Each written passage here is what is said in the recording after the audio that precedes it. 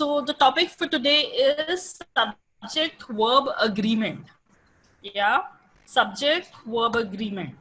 Okay, so let's do a few teasers, okay, that I've prepared for you.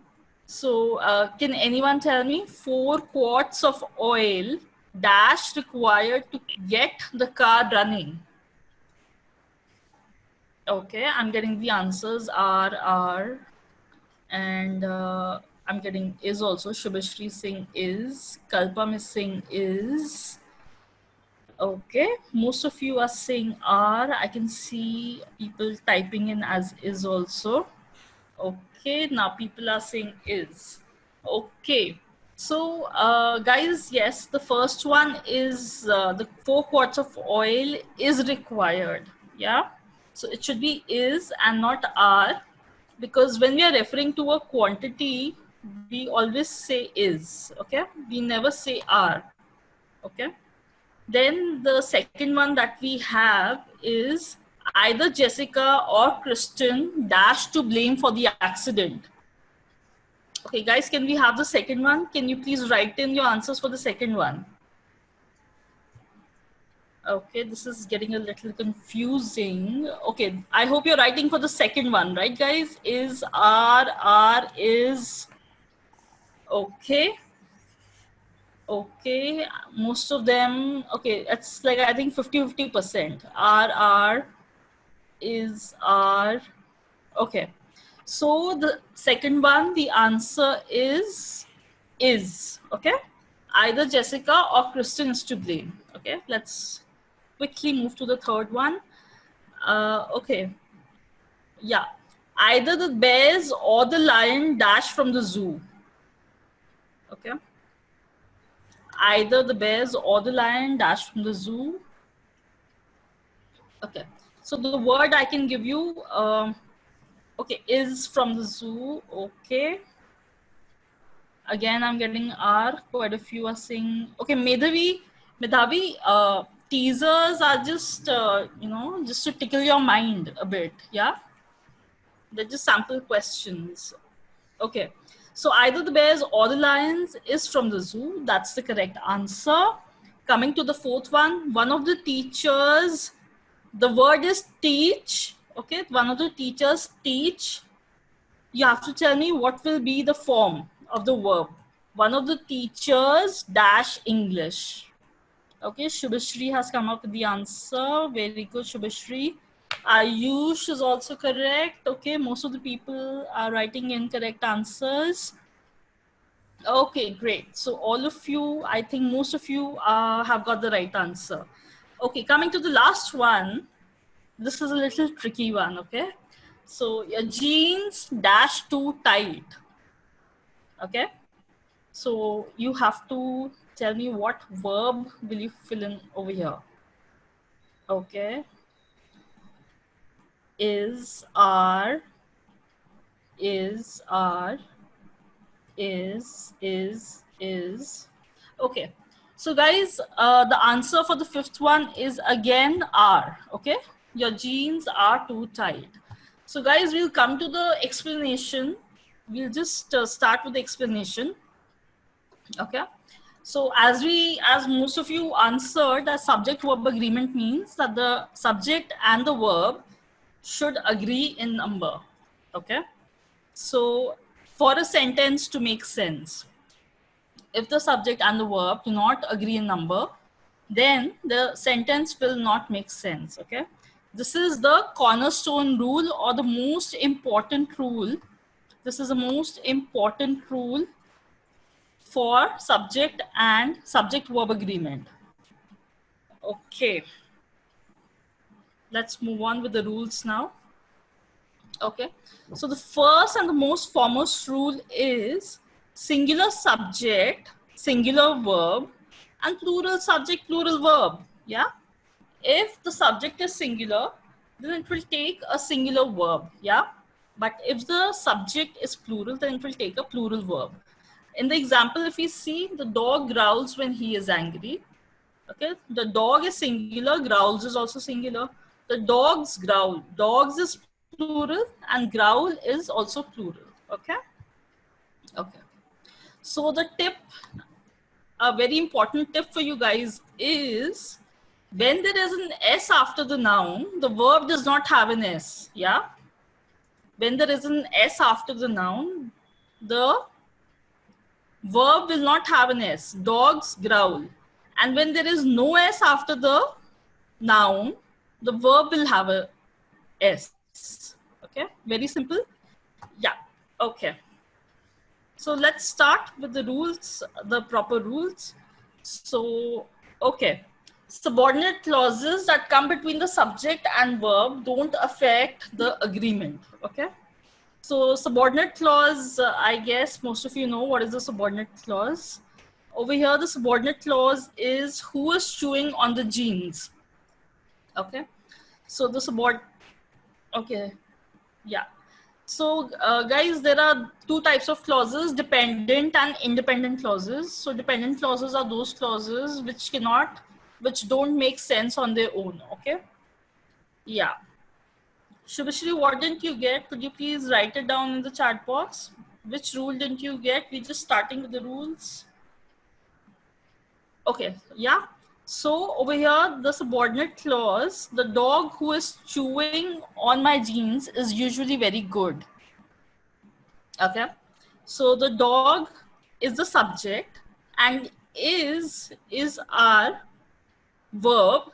So singular subject, singular verb. We don't see who is chewing on my jeans. Jeans will not affect the verb which is. Okay, Shia saying rule 2 I did not get. So Shia, this is the rule 2, right? This is the rule 2. Basically, you just have to identify the subject and the verb will be according to the subject. Okay. The subordinate clause is not will not affect the verb. Okay. Okay. Okay. Coming to the second rule, prepositional phrases between the subject and the verb usually do not affect agreement. Okay. Let's take it in the example. The colors of the rainbow are beautiful. So all of us know what are prepositions, right? So the prepositional phrase starts from the preposition. Okay, so of the rainbow is your prepositional phrase. So the subject is colors and the verb is are. Okay, colors is your plural thing and your verb is also plural. Okay, guys, I hope I'm making some sense over here. Yeah, so could I have some responses? I hope I'm making some sense and not the whole thing is not just going over your head. Okay, Avishi is saying yes, Smita is saying yes. Okay, thank you guys, thank you. Okay, now let's move on to the next rule. Okay, when we have sentences which start with there or here, then the subject will be placed after the verb. Okay, normally what happens is the subject is placed before the verb. Okay, so in this case, you need to identify the subject, okay, whether it's plural or is it singular. If you see in the example, there is a problem with the balance sheet. So the verb is, okay, the verb is, and our subject is problem. Problem is singular, right? So problem is singular, a verb is also yes, Smita, excellent. Yes, it is auxiliary verb. Thanks for helping out. Thank you. And second, here are the papers you requested. So R is plural. So the subject also has to be plural. And or rather I can say papers is plural. So the verb is also plural. Yeah. Okay, let's move on. Okay, this is a very simple one. If two subjects are joined by and, then they will most of the times take are as the verb. The cow is singular, pig is also singular. But when we join the two subjects with and, then it becomes plural. The cow and the pig are jumping over the moon. Yeah. Okay. Okay. If the verb is singular, But if the two subjects separated by and, they refer to the same person or the thing as a whole, then we take the verb as singular. For example, red beans and rice is my mom's favorite dish. So red beans and rice, we are referring to the same thing over here, okay? These are not two things, but we are referring to the same thing over here. Red beans and rice is the same thing. So it's taken as singular. Yeah, it's taken as singular, and your verb is also singular. Okay. Okay. Another example that I can think of is bread and breakfast. Yeah. So over there also the verb that we use is singular. Okay. Okay. The next one that we have is, okay, milk and biscuit. Okay. Yes. Thank you, Shubhashri. Okay. So if one of the words each, every, or no comes before the subject, the verb is singular. So you need to just keep this in your mind. Each, every, or no. These three words, if they come before the subject, okay, then the verb is always singular. Yeah. No smoking or drinking is allowed. Even though smoking and drinking, we have two subjects, still the verb remains singular. Yeah, because no is there. Similarly, in the second sentence, if we see man and woman, every is there. Okay, so if every is there, then the verb becomes singular. This you just need to remember. Okay, each, every, and no. Okay. Okay. If the subjects are both singular and are connected by the words or, nor, just remember, or, nor, neither, nor, either, or not only but also, then the verb is singular. Okay, just to put it in simple words, if the two subjects, if in the sentence you see Jessica is singular and Christian is also singular, okay, they're connected by the word or. So if the two subjects connected by or, both the subjects are singular, then the verb is also singular. Okay, Smita, your tuition is going to start at 5. So you just hang on till 5 and then you can probably log out. Yeah? Yeah. Okay. So I hope this rule is clear, guys. Two subjects are singular joined by or, then the verb is singular. Okay. The singular verb form, okay, we did this as a teaser. Remember, guys? 4 quarts of oil was required to get the car running. So the singular verb form is usually reserved for units of measurement or time. Okay. Yes, Shubhashri, we did this in teaser. Yeah. So 4 quarts of oil, measurement or time. So it remains singular. Okay. Yeah. So for time and for units of measurement. Okay. Now, if the subjects are both plural, okay, if you see the sentence, not only the dogs but also cats are available at the animal shelter. Now, the two subjects, dogs and cats, both are plural. Okay.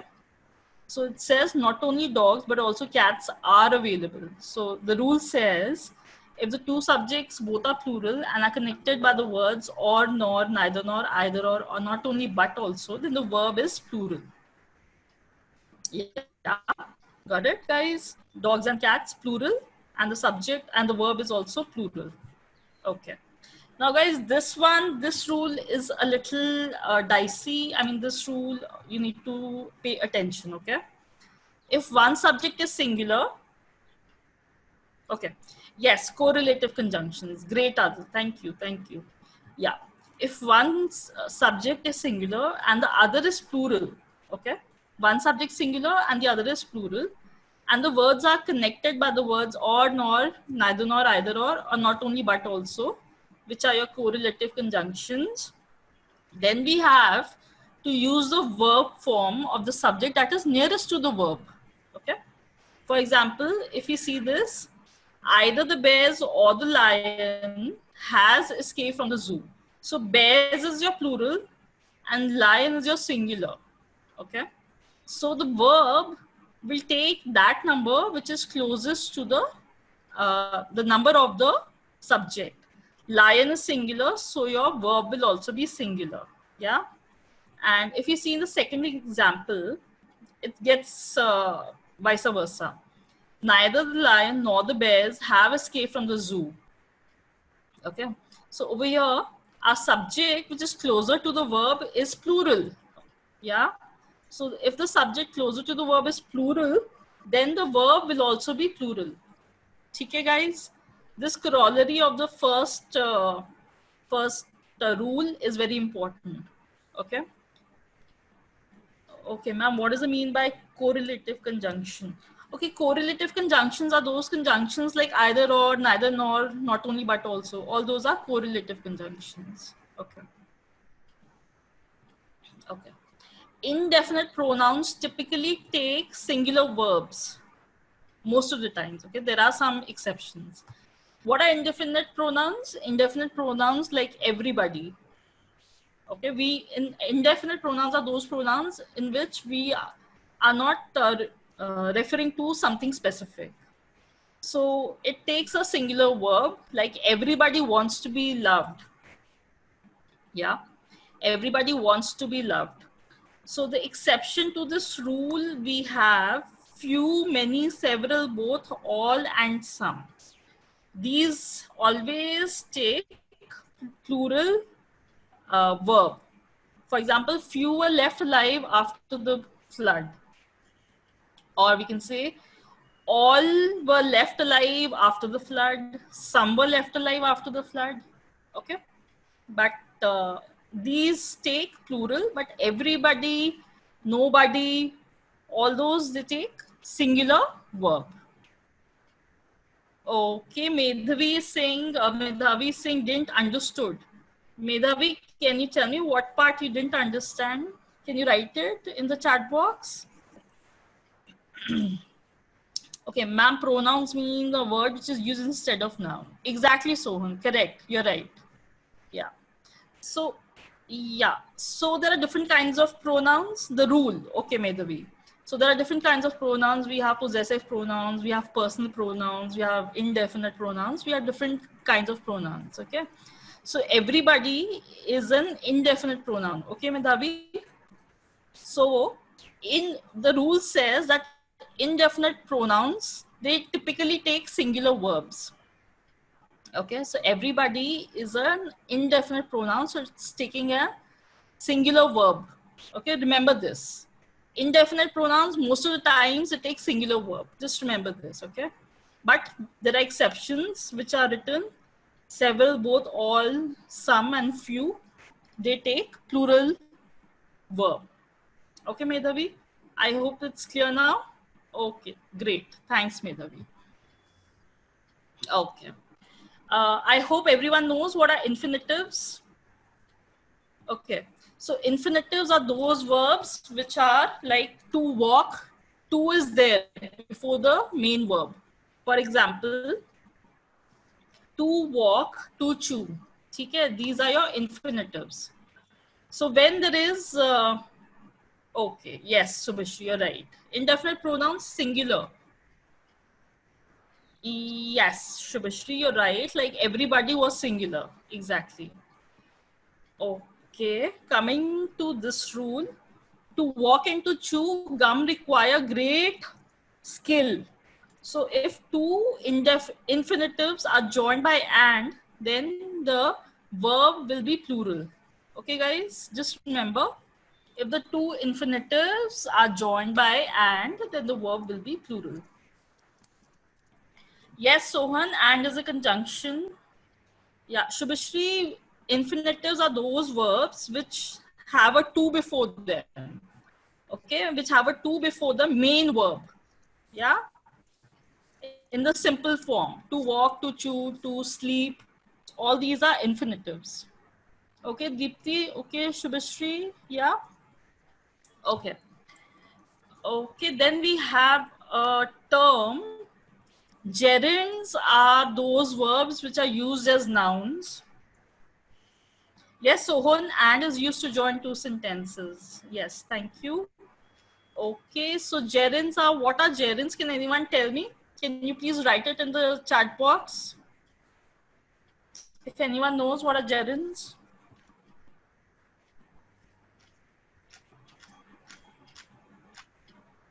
Okay, not a problem. So, okay, not a problem. So guys, gerunds are those verbs which are used as nouns. Okay, clearly, uh, gerunds are those words. Uh, okay, gerunds are those verbs which are used as nouns. Okay, yes, they end in ing. Exactly, Arav. Yes, Mayank, you're right. Okay. So they take singular form of the verb. However, when they are linked by and, they take plural form. Very simple. Standing in the water was a bad idea. So gerund is standing. Okay.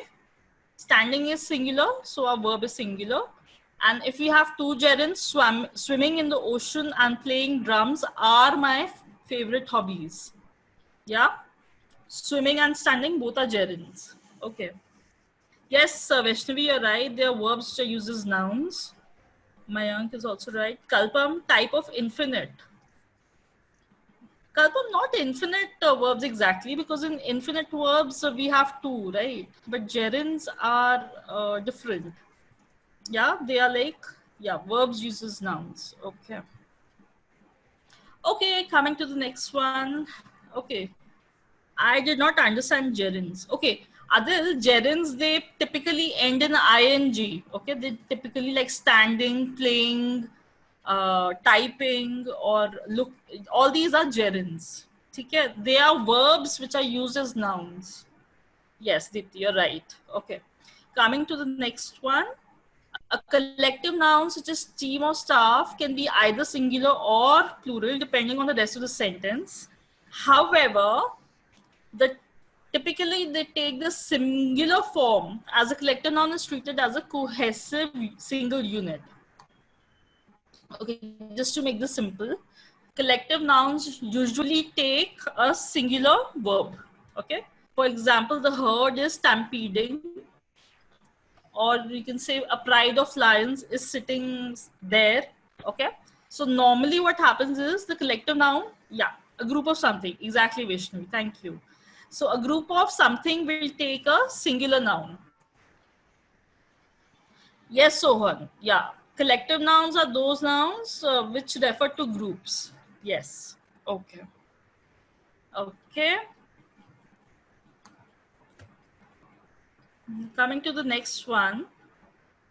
Sometimes the subject is separated from the verb by such words as, okay, so we have some words which are separated from the verb, which have something like along with or as well as. Okay, just remember that whenever we have along with and as well as, these words and phrases are not part of the subject. Okay, guys, wherever, yes, herd of elephants. Exactly. Good, good.